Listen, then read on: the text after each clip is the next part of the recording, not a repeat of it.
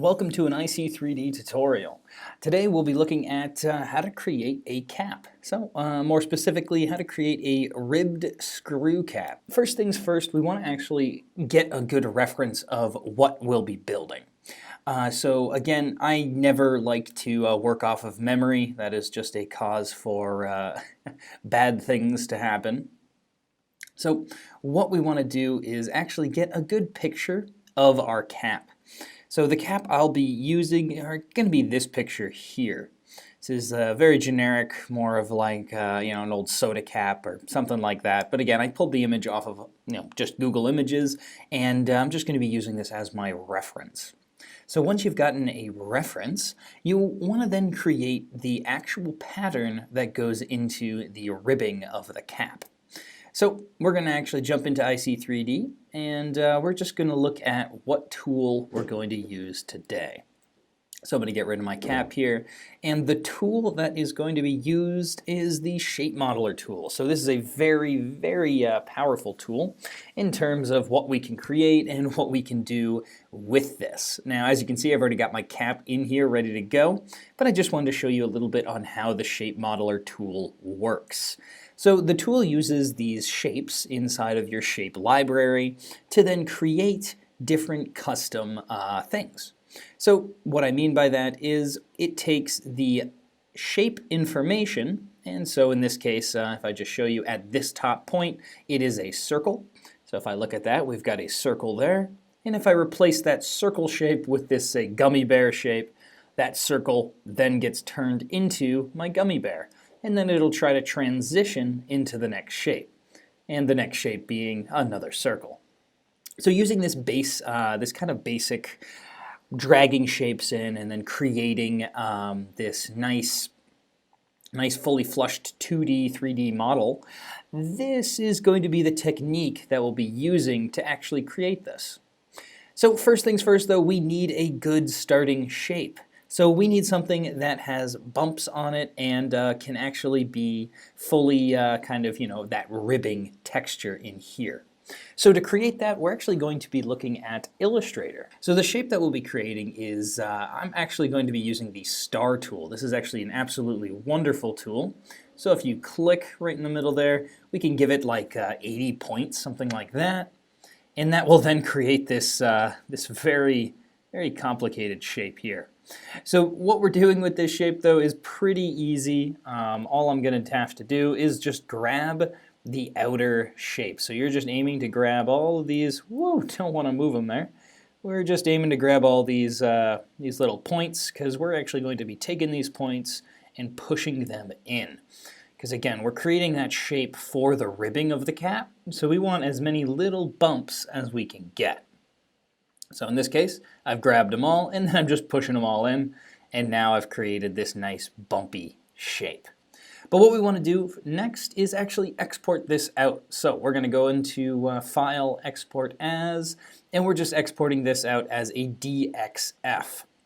So in this case, I'm going to grab that ribbed cap here and just export it once again. So I have done this, so I already have a cap there, but I'll just replace it so we can do this kind of just to show you how you would then go about making this cap kind of from the start to the finish. So from here though, and now we're heading back into IC3D and back into the Shape Modeler tool. So first things first, we want to get that shape into our library. So how do we do that? We just go ahead and press this little plus button in the bottom right, and we can then grab that ribbed cap and just hit open. Oh, there it is. So as you can see, 206 is going to be a little too big on this, so I'm just going to pop it into millimeters. That's going to make it kind of small, but it's okay because we can actually expand that shape as we go. So I'm just going to go ahead and import it in. And instead of just searching through your library, I like to just use this little search bar. Super nice. So you just ribbed, and there it is. So perfect. So what we want to do now is just grab a circle. So I'm going to grab our circle shape and just start replacing and adding points in. So the more points that we add, the more information here, the easier it's going to be as we go along. So just some starting points. I'm going to add just a couple, just so then we can start actually building this shape. Now don't worry about the ribbed area just for right now. We're going to get there as we move. And here we go. Again, just getting everything kind of nice and neat, just near each other. As then we can do this all at once instead of kind of having to zoom in and out and have to add more shapes as we go. So there we go, we're zooming into that section. And now the first shape here is just going to be an interior shape. So I'm just going to add that shape like just right in there. That's just going to allow me to have that interior right on there. So I like to work in the smoothing factor of final model only. This just helps it so instead of if I had always, it would do that loading. Whoops, loading every single time. So if I made a movement, it would then have to go through that loading. So that's kind of annoying. So I'm just going to keep it to final model, and then we can kind of just play with it as we go. So from here though, now we're going to start that base shape. So we want that, so from the inside, we're going to go down, and then we're going to create that bottom little horizontal lip. So from here to about here, we want these to be flush with each other. All right, around there. And as you can see, then you can get a better positioning for your middle point, and that's creating that little lip. So from there, we've created the lip. And now we need to head back up. So we've got that in, out, and then we're going to go in, and that's going to create that little brim right there. So now we've got 2 points cutting through each other, so that's going to be kind of annoying. So we just want to grab this point and just line it up with kind of just the model there. So as you can see, what we've created there is a little lip, and that's going to then transition into our base shape. So at this point now, we can actually go and grab one of our ribbed shapes. So we're going to grab that ribbed cap, and we're just going to drag it on in. So here we go. There it is. All right, so once we've imported that next shape, that ribbed cap, we can just push it down and just move it along the base. So the first thing you'll notice is that our ribbed cap is now going to start being, start showing that geometry. Now, by default, yours should actually have a lower horizontal divisions. So you might see something like this, and that's okay, totally fine. Again, as we go, we'll actually be building out more of the geometry in here, and then I'll talk to you a little about what horizontal divisions actually does. So from here, though, don't worry, we're just going to add that in, and then we're going to add one more shape in to the top. So again, this is the transition from the ribbed shape on the bottom to the ribbed shape at the top. Again, not all the way, but there we go. And then just moving this up just a little bit, like so. And then we're actually good to go with this ribbed shape. So we only needed 2 of these. So I'm just going to head back into my circle shape. Here it is. And then just start plopping some more of these in.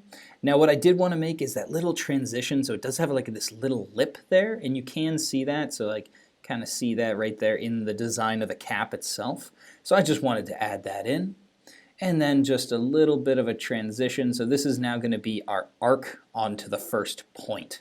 So here, if we zoomed in, you could then just bring that in just a little bit, and we can actually take this and then arc that shape. So as you can see there, that's just going to make that nice, smooth transition into our top shape.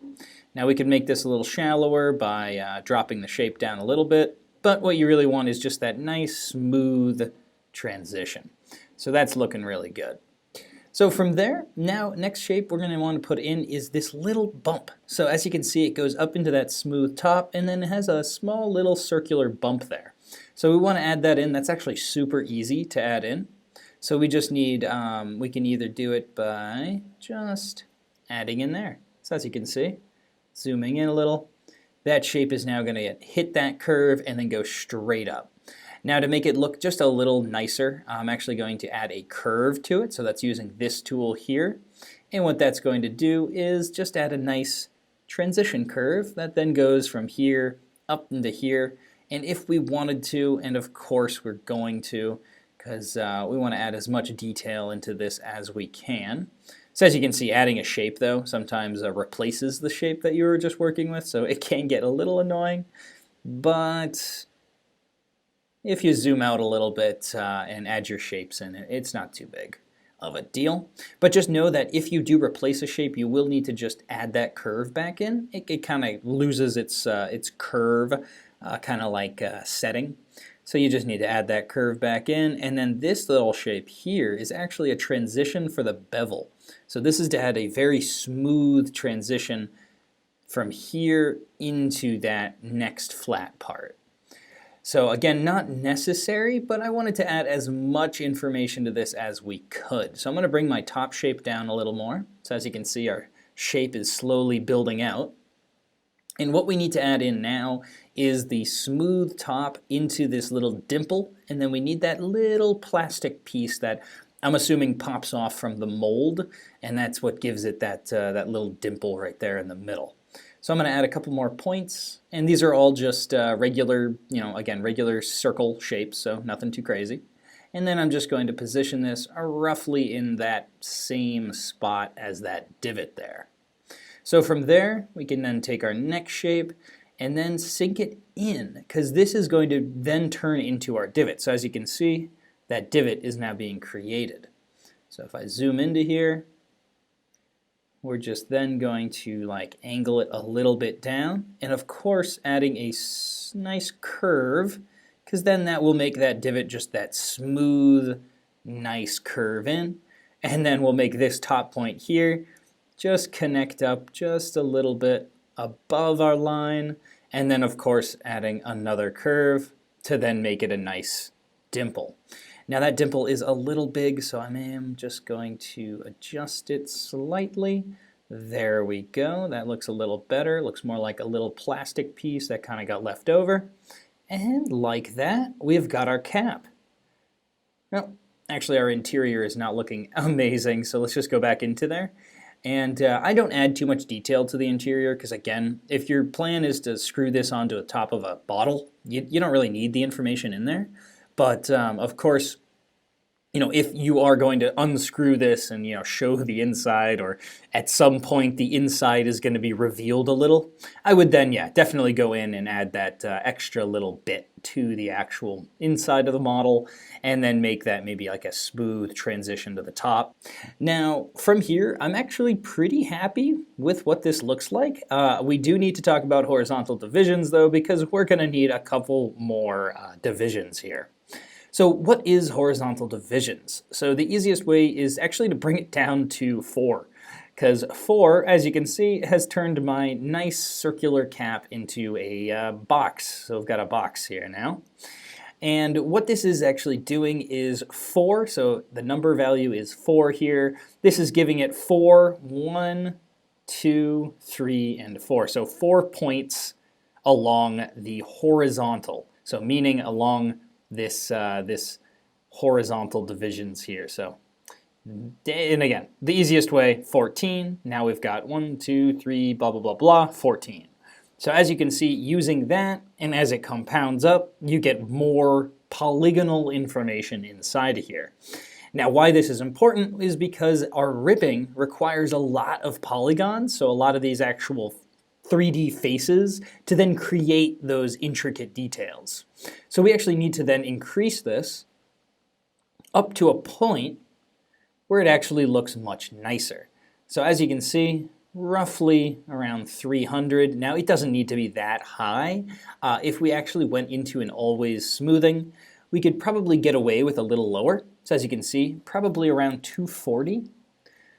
So if I pop this down to 240, now don't worry about any of that top up there. It may look a little weird, but once you apply a actual material and things like that, that'll all go away. So I wouldn't worry too much.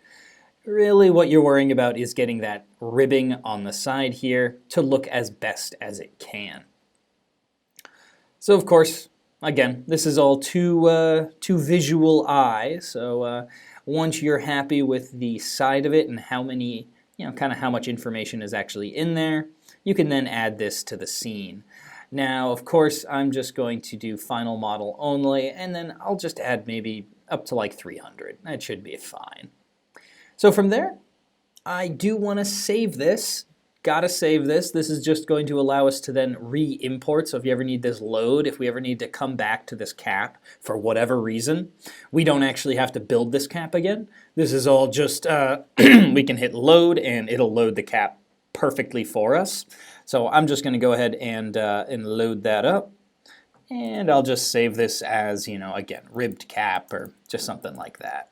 This is more of a, if I ever lose this, I can always come back. So I'm going to add this to the scene now.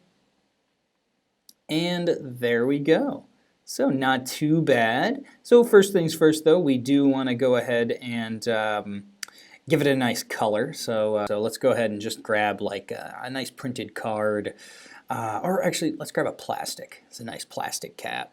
So we'll grab nice red cap. We'll make it IC3D orange. There we go. So again, nothing too crazy there.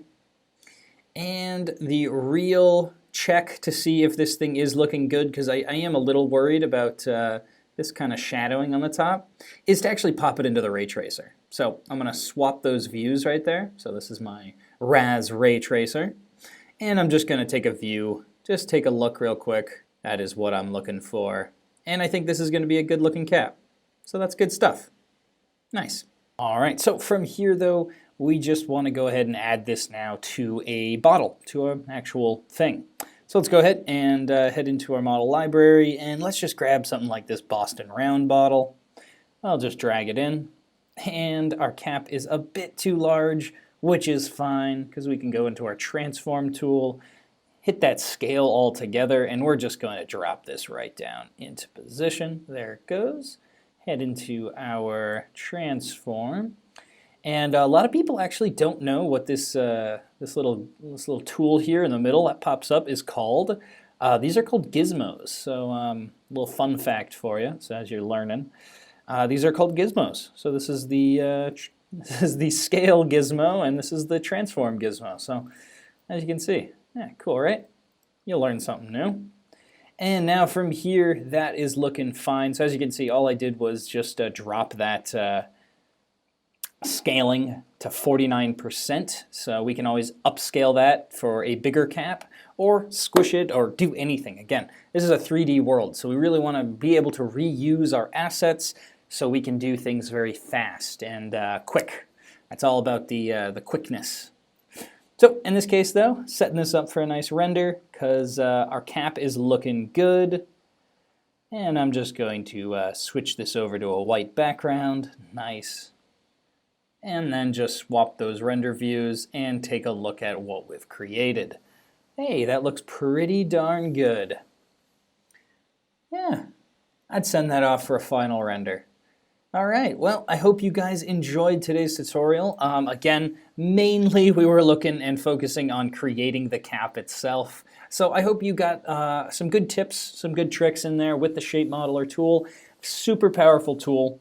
But yeah, I hope to be doing more of these kind of offhand recording videos in the future. So if you did like this video, definitely, let me know. Give it a comment, give it a like.